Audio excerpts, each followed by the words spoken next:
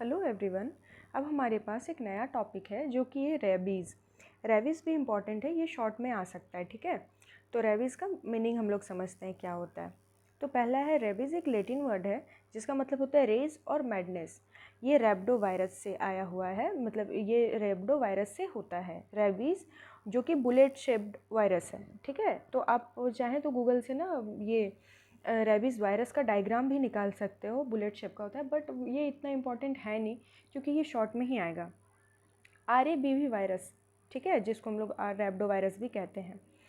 Rabies एक deadly viral infection है जो कि स्प्रेड होता है पीपल में, वो भी सैलिवा से, जो इन्फेक्टेड एनिमल है उसके सैलिवा से।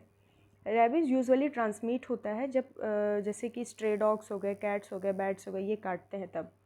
रेबीज़ एक वायरल डिजीज़ है जो अफेक्ट करता है हमारे नर्वस सिस्टम को, ठीक है।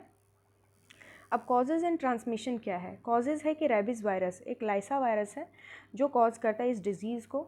ट्रांसमिट होता है हमारे सलीवा के, वो इन्फेक्टेड एनिमल के सलीवा के थ्रू, ठीक है, जो हमें बाइट्स और स्क्रैचेस के थ्रू हमारे ब्लड में चला जाता है।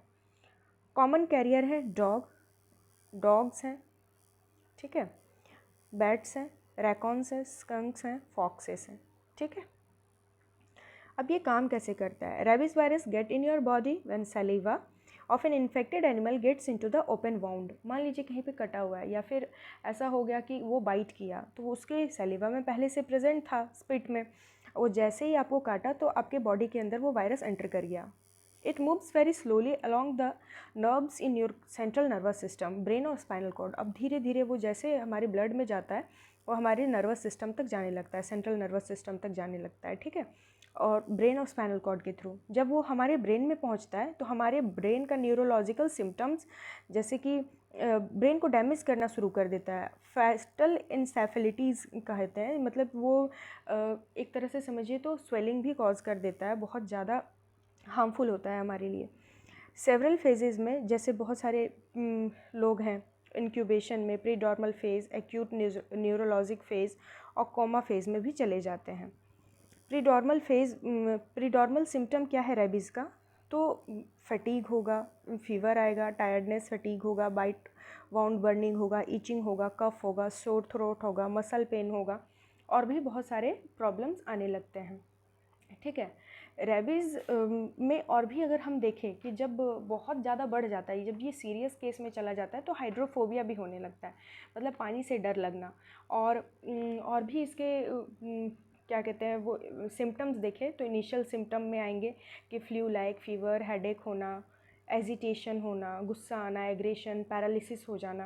और जब एडवांस फॉर्म में ये चला जाता है तो हाइड्रोफोबिया हो जाता है, फोमिंग होने लगता है माउथ से, ठीक है। ये तो प्री नॉर्मल सिम्टम है, पर एडवांस सिम्टम में हाइड्रोफोबिया हो जाता है, माउथ से फोम आने लगता है, स्वेलिंग में डिफ़िकल्टी होने लगता है।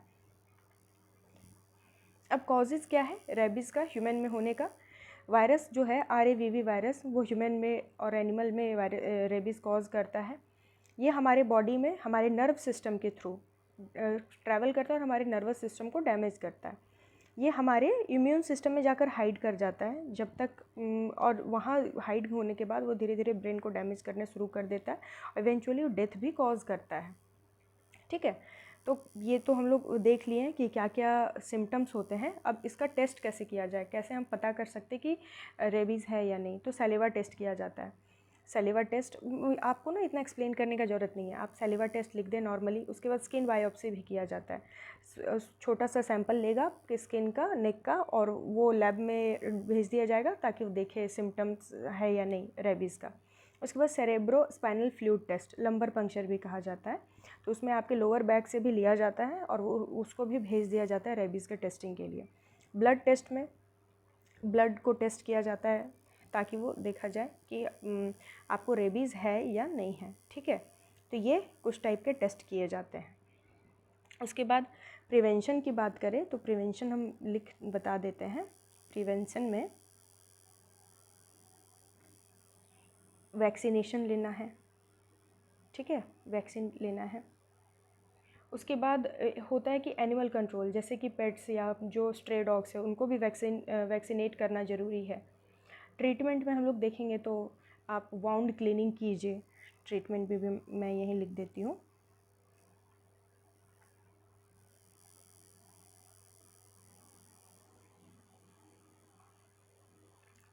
ट्रीटमेंट में क्या करना है, वाउंड क्लीन करना है, ठीक है। उसके बाद पीईपी, मतलब इसके अंदर ना क्या आता है कि इम्यूनोग्लोबिन और फिर वैक्सीनेशन कराया जाता है। उसके बाद प्रॉम्प्ट मेडिकल अटेंशन, ऐसा नहीं कि अगर सिम्टम दिख रहा है तो आप उसको छोड़ दें, आप उसको प्रॉपरली मेडिकल केयर के अंदर रखें। Prompt medical attention,